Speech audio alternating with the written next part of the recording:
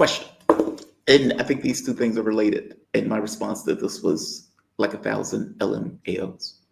So Rubio comes out and says this. I don't think there's any doubt in terms of conventional military capability. The Russians cannot beat the United States or, frankly, many countries in Europe. Oh, really? Oh, really? Okay. And then you get this. Russia threat and why the US moved nuclear bombs to the UK. Okay, so why are you moving nukes to the UK if you're pretty confident that you can beat the Russian military? Oh, you can't see that article. Let me show this article. See, if Rubio came to Moscow, I would love to take him on a tour of Victory Park, where a rather large number of U.S. military equipment, including Abrams tanks, is on display. Right. I'm going to ask you, why are they moving nukes to the UK? That is terrifying and fascinating. Okay, so the U.S. has what they moved back to the UK, because they were actually moved out in 2008. They were there all during the Cold War. They were moved out. Is nuclear gravity bombs, right, that are dropped by bombers, right? And if you were by the way, paying F-35s, I'm sorry to interrupt, they've modified F-35s to be able F-35s to carry them as well. Yeah, fighter bomber. Right. Yeah. Okay. So now, if you were paying attention in the last few years, they've actually started a program of updating these gravity bombs, because there have been several hundred of them, something like 250, 300 of them in continental Europe from well back in the Cold War to the present day. Germany, I believe the Netherlands, Italy, right? Turkey, a number of countries in Europe have these there and have been there. Russia is constantly complaining about it. Well, in the last few years, they've been modernizing them, updating their glide kits and other modernizations of these nuclear gravity bombs. They've been in Europe, right? And Russia has long complained about it. And now they've suddenly been sent back to the UK as well, where they had been pulled out in 2008. Are they particularly useful right now? I mean, obviously, unless the conflict goes nuclear, and I don't know if they're dropping nuclear gravity bombs from bombers. I think we've all got a limited lifespan, a rather short, like say goodbye to your loved ones kind of thing. Because I do not believe that there can be more than one or two tactical nukes used on the battlefield before things are going to start to get bigger than that very quickly. And thank God we haven't seen any of that on either side yet. So, I mean, you can make two arguments with this. One, it's meant as some type of pointless bluster against Russia, some type of deterrent capability. The other one is political reassurance of Europeans.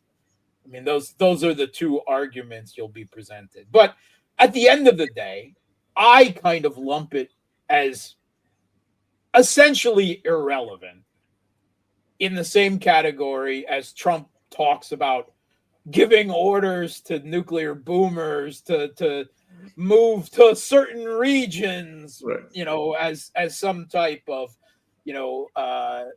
boys in the high school locker room whipping it out and measuring their status with each other, right? I mean, that's I mean, I wasn't a jock, so I can only talk about what I heard in Hollywood movies and that sort of thing. But if you're a jock and you take offense and say that never happened, I actually believe you. But anyway, it's an analogy, you understand.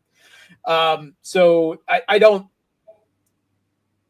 It doesn't bother me that much. I mean, if the nukes are flying, it's all over. I mean, it doesn't make any difference whether there's another 50 gravity bombs in those. I mean, Russia's got Oreshniks.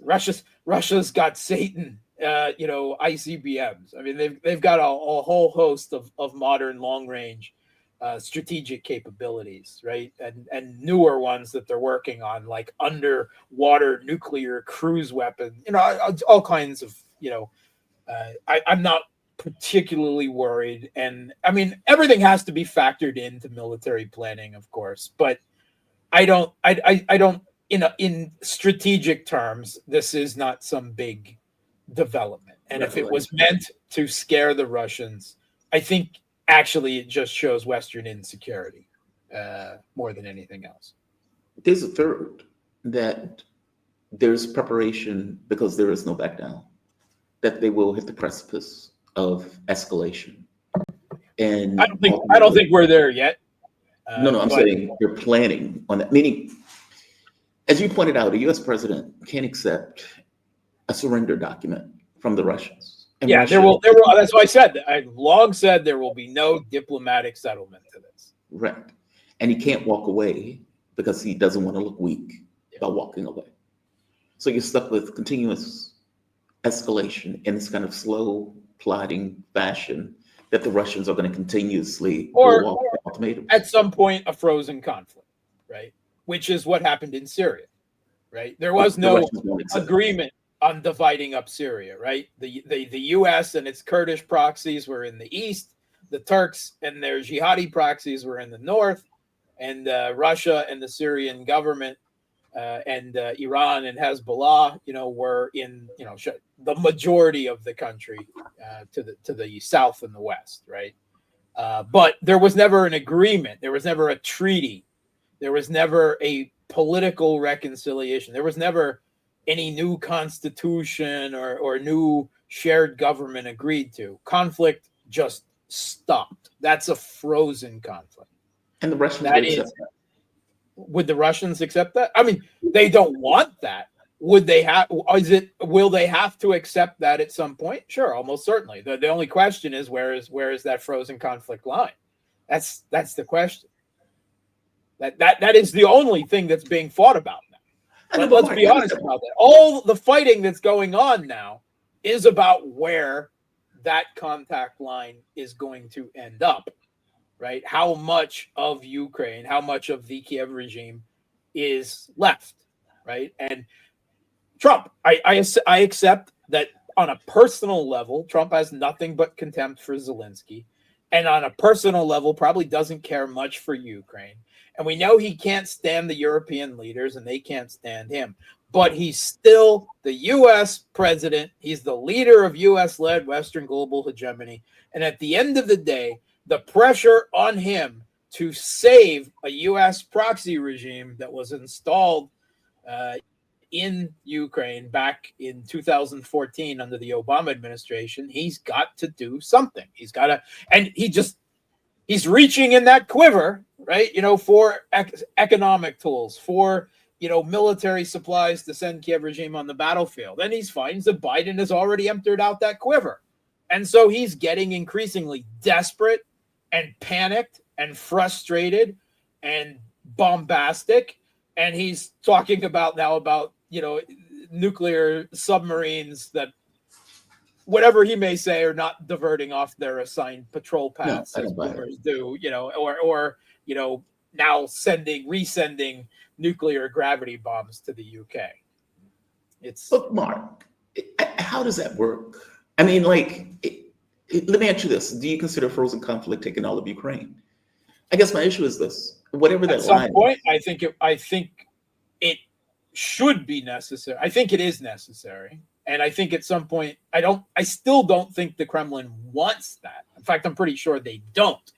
But at the end of the day, I think that they will have no choice but to do that. Because anything that's left, if there is no political agreement on ending the conflict that gives Russia a guarantee of security and effectively ends the de facto war that is going on between Russia and NATO, unless there's some diplomatic settlement, then any rump Ukraine that is left on the other side of that frozen conflict line just becomes a battlefield in preparation for the next war. And the Europeans, they're giving enough signals. I mean, try to find me a European leader or a European, political leader, a military leader, an intelligence leader who is not saying we will be at war with Russians in 2 years, in 3 years, in 5 years, no later than 2030. They are all saying it, right? And I know the Kremlin imagined at some point that there was going to be some rational moment where the West gives up and, turns back from a conflict that has a very slippery slope to a nuclear conflict, that they would show sanity, that they would show reason, that they would understand that Russia has won, that they provoked this entire thing needlessly, and that some type of new security architecture for Europe were agreed that we're not about to go to war with each other, and presumably a bit more than that. That's not going to happen. And the reality is that was never going to happen, because the European leaders, the US leaders, right, the blob on both sides of the Atlantic, the deep state, however you want to talk about it, they are not sane, rational, pragmatic, cautious people like they are in the Kremlin. They are ideologically driven by a messianic, supremacist ideology of exceptionalism, whether it's of the American variant or the European Western exceptionalism variant.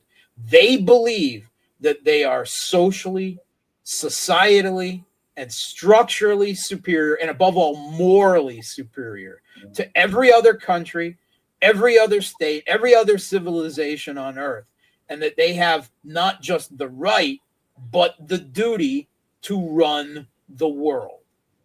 And until they are disabused of that most dangerous ideology in the world today, there isn't going to be any peace, right? There will be moments of frozen conflict. There will be moments of Cold War, if you want to call it that.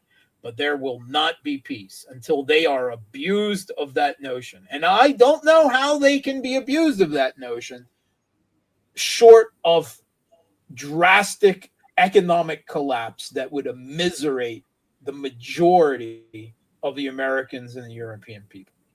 That is the only thing that would possibly cause that kind of change in mentality across all of politics and society. Because I studied in the U.S. military, right? Nuclear. I studied in U.S. universities. I studied in British universities. When they study politics, when they study international relations, when they study security studies, they are indoctrinated with this exceptionalist belief. It is in every single thing that is written in the universities, that is taught to the students, that is in the thesis papers, the grad papers. It's in every book that you read. Except for critical theory, which is like a tiny little footnote on international relations, right?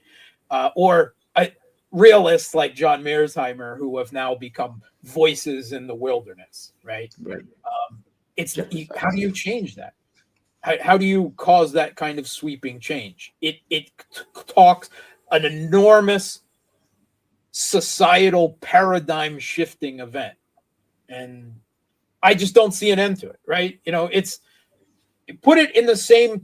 It is a ideology a lot like jihadism, and you could argue certainly communism in its time, that it is an ideology that can and should be applied to everyone everywhere. Yeah. I guess I don't see how you get a frozen conflict from that. They have to take it all. I mean, that's Syria. kind of it happened in Syria, right? I mean, it happened. It happened in numerous conflicts in the post-Soviet space. What I mean is, Syria didn't have the distribution of force to take it all. Russia does. And unless, as you pointed out, a deal is made. I mean, because look, you don't think so? I do, with caveats. And the caveat one is that Ukraine is a very large country. And the military size of the military that will be required to militarily occupy all of Ukraine is enormous. Yeah.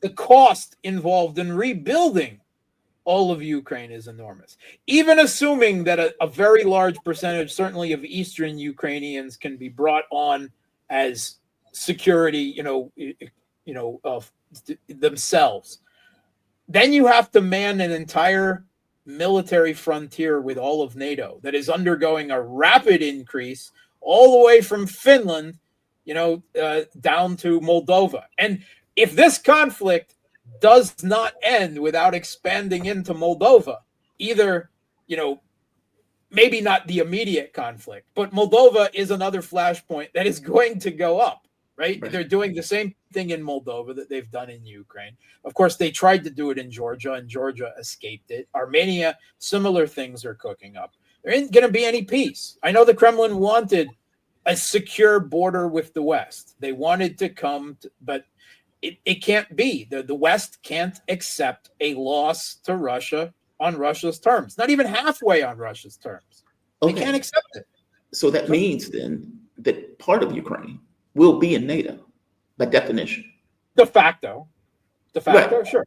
Yeah. Well, that's not even de facto. Ukraine is de facto in NATO right now. I mean, if we are saying, which I agree with you, Ukraine is massive. People, it's kind of hard to wrap your head around how big it is. Yeah.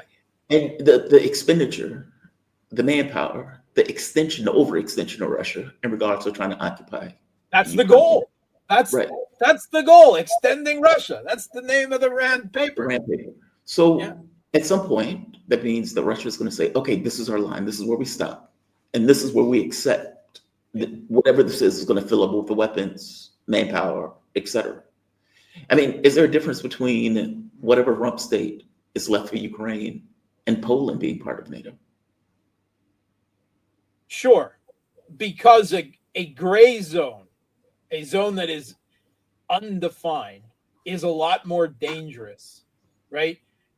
Poland is protected by a nuclear shield. It is protected by treaties, right? And so it isn't I am not afraid that NATO is going to invade or attack Russia directly, at least not in a large open way, right? Not even Kaliningrad, whatever these generals, mouthing off may say. And I'm not afraid that Russia is going to attack NATO because, both sides know what that means. But it is the gray countries, the neutral countries in between, which are now at one time it was Austria and Finland, right? Now it's the countries of the former Soviet Union that Russia, NATO getting any closer is an existential threat, right? Because not only is it territory much closer, but then the entirety of that population and its resources become fodder for the Western war machine against Russia. That's why, shall we say, Ukraine is existential to Russia's security, but the Baltics not so much. Estonia. The mighty Estonian military. Right. So, at the beginning of this conflict, I had the position that moving into Western Ukraine would be a fundamental mistake.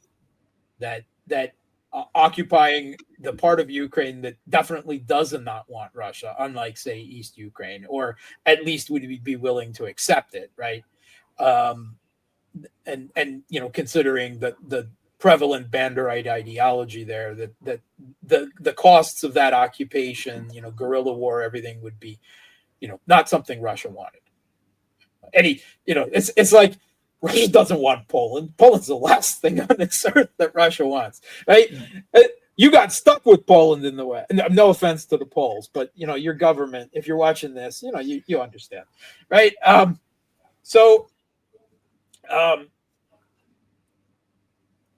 But now, over the course of the last 3 years and how much the West has obviously escalated and provoked the entirety of this conflict, the insane level of the dominant Banderite anti-Russian ideology and how prevalent it is throughout the institutions of the Kiev regime, how strongly it has become embedded, how it's taught to kids in schools, right?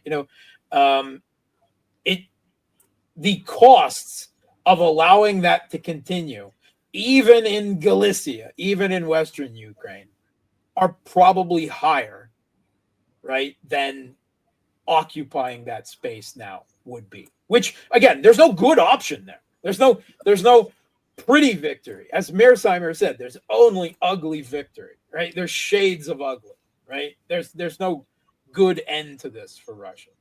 I mean, victory is victory, but it's a victory that, of course, will only lead to more problems and potentially more war, right? Down the line. It's just about the costs. And I mean, that was the whole purpose. Read the Rand paper, right? Everything is about increasing costs to Russia, overextending them, provoking them here, provoking them there, right? At some point, you just have to give them what they think they want and hope that it's not really what they want. But to me, the ultimate cautionary tale against any type of complacency in all of this is what happened in Syria, where Russia won the war on the battlefield and they lost the peace. There was never any treaty signed. There was this nonsense Ostanoff framework with Erdogan as the viper, that no agreement, no trust should have ever been placed in that cunning beast.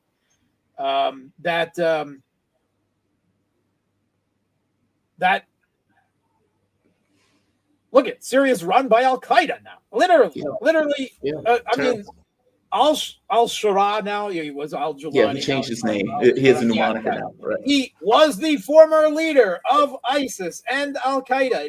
That is a uncontrovertible fact.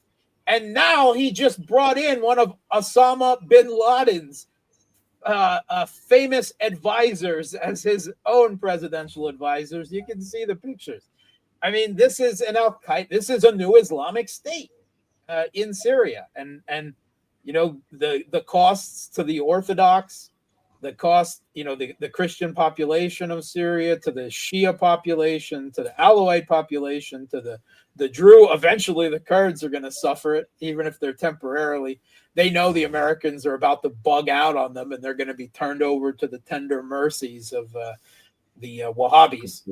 Yeah. And I'm going to say as well, I don't have any sympathy for you. Sorry, you got what you get. You'll get what you deserved. At the end of that day, for ever believing the Americans or ever serving as their proxies. But that has to be the cautionary tale that victory can be seized, and not even necessarily by military means. Out of that grasp. There can never be any complacency.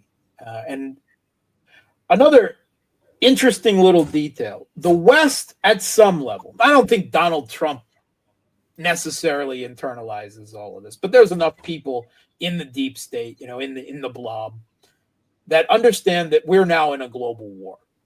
Right? This is World War III. We're in World War III right now. World War III is going to be a decades-long conflict determining the future global order. And it probably already started, I don't know, you can go back probably to 2008 at the Bucharest summit. Well, also the Georgia, the August War, when Russia went into Georgia, which was right after the Bucharest summit, right? Yeah. But Australia just transferred 49 Abrams tanks to the Kiev regime. They were old tank, older. They were going to be retired, right? But they still served part of a strategic reserve, you could say. And of course, the U.S. had to agree to that transfer, right? And there's plenty of people within the Trump administration who believe that China is the real threat. Right, that's our biggest priority. Leave Russia to the Europeans; they can take care of that. They can't, but that's what Eldridge, Colby, and all of these say. But they're willing to give up 49 tanks in the Pacific theater. Right? Why? Because Those tanks are hardly useful in the Pacific theater. That's going to be an island hopping drone, missile, naval and air forces combat. So that means they are looking at the resources globally now as part of a global conflict paradigm and saying we can't use these resources in this part of this global conflict, but they can serve some purpose over here. So that's what just happened. Mark Sleboda, international relations, security analyst. Mark, you always have my appreciation, man. You're a damn good analyst. You are one of the best that are out there. You can find him on Boosty, Boosty, and just put in either Mark Sleboda or put in Realpolitik with Mark Sleboda. Mark, you have a fantastic rest of your evening, man. Thank you for this. Thanks for having me. You be safe.